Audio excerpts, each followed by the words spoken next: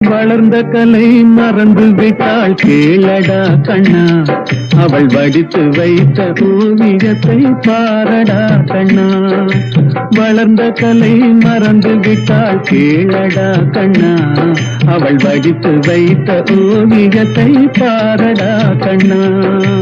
குடும்ப கலை போதும் என்று போரடா கண்ணா, அதில் கூட இந்த கலைகள் வேறு ஏனடா கண்ணா. குடும்ப கலை போதும் என்று போரடா கண்ணா, அதில் கூட இந்த கலைகள் வேறு ஏனடா கண்ணா.